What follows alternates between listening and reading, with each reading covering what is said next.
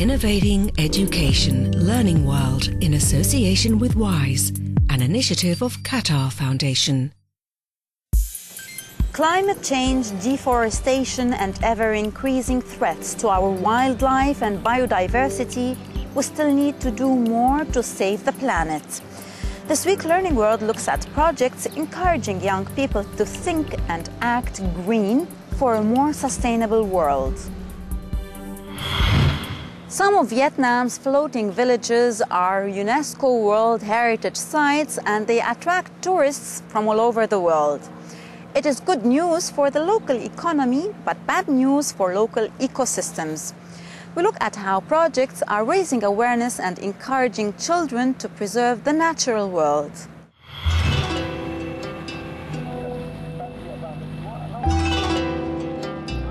Halong Bay, northern Vietnam. 5 million people flock here every year, drawn by its natural beauty.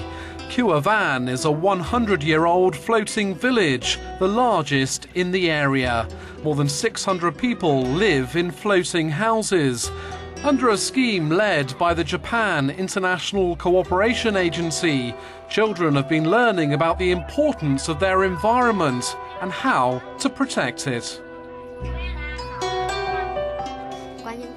Through lessons at school, I've learned how to measure the transparency and temperature of the water, how to classify waste, and that we should all love the bay. Lessons on environmental awareness are held during and after school time. Teachers say the impact is clear. After these educational activities, I see the students and the villagers becoming more aware of the need to protect the environment they're living in.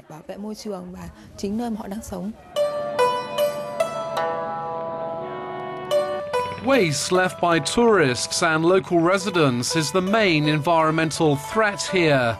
According to local fishermen, an increasing number of fish have been dying during recent years. Villagers are taking practical steps to try to curb the damage. People often collect rubbish floating around the neighbourhood. They also throw waste in bins. It's hoped the young green guardians of the future will be just as serious about protecting their natural heritage. Pupils at the Hung Tung School are among those benefiting from lessons in environmental awareness. I want to become a teacher to teach all children in my village that Halong Bay is so important to us and that we have to protect it.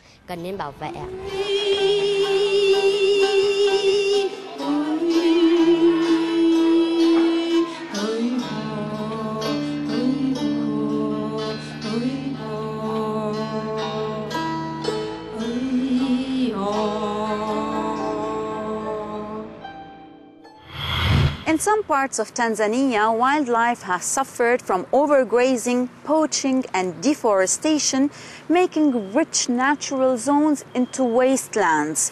We look at one project that is fighting back, campaigning for wildlife preservation and providing education on animal conservation. Let's see how.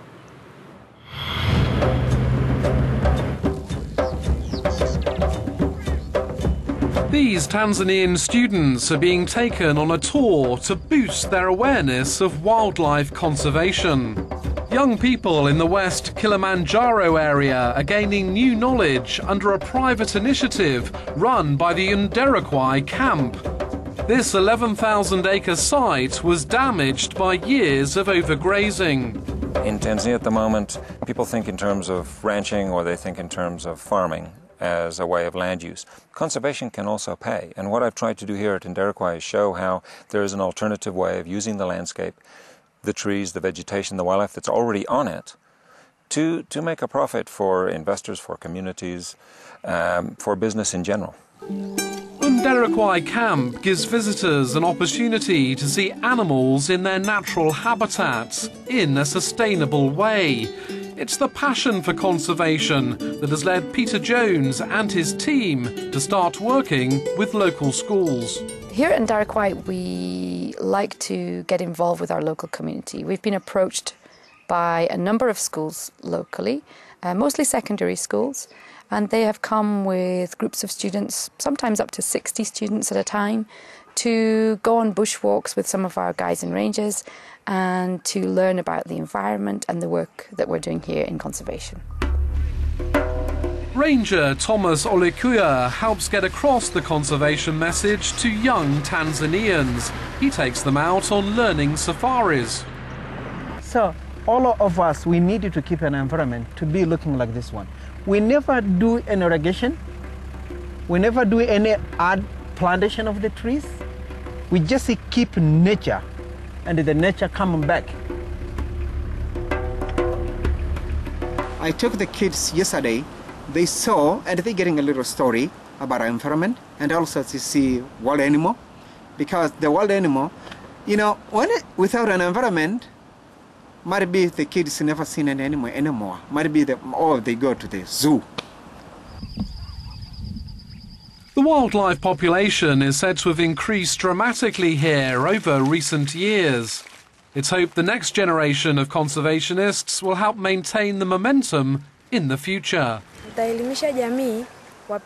will educate my community about planting trees so that we have water, rain and fresh air. I will tell my community about not cutting down trees for coal or for other reasons. The conservation message is also being communicated through music. There's a great danger in the world, the destruction of our environment, these children sing.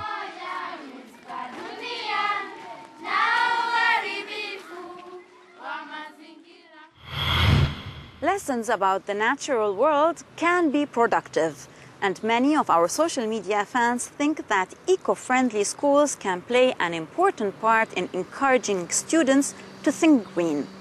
Cecilia Cacciotto explores the topic of personal commitment to the environment with Steve Van Matre, the president of the Institute for Earth Education.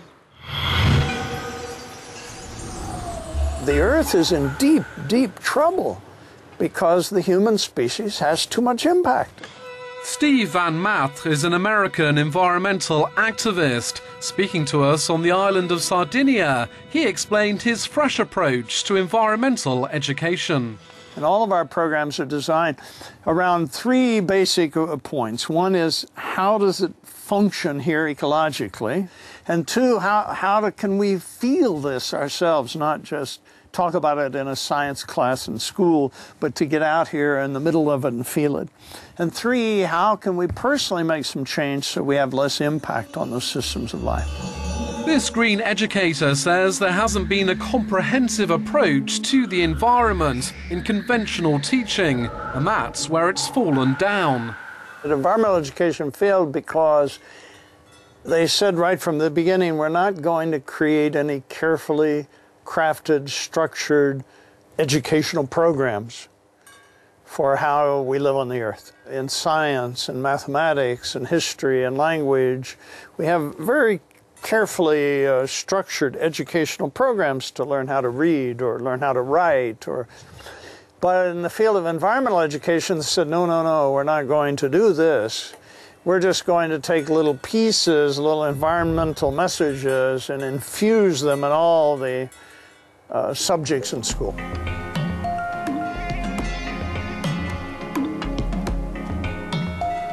The politicians, the Prime Minister, the President, they lead, but I don't think they lead. I think they follow. They're very good at getting the finger into the wind and figuring out where the wind is coming from, and then they get out front and lead. And I've always said, no, we don't need to reach the politicians. We don't need to reach the Prime Ministers. We need to just reach our neighbors.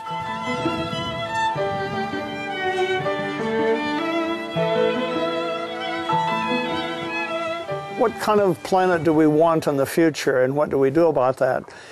People sometimes say to me, oh, you mean we have to go back?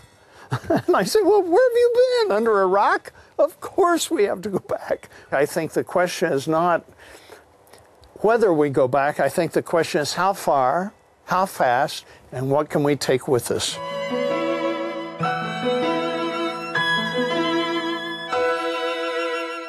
That's all we have time for on best environmental practices in education.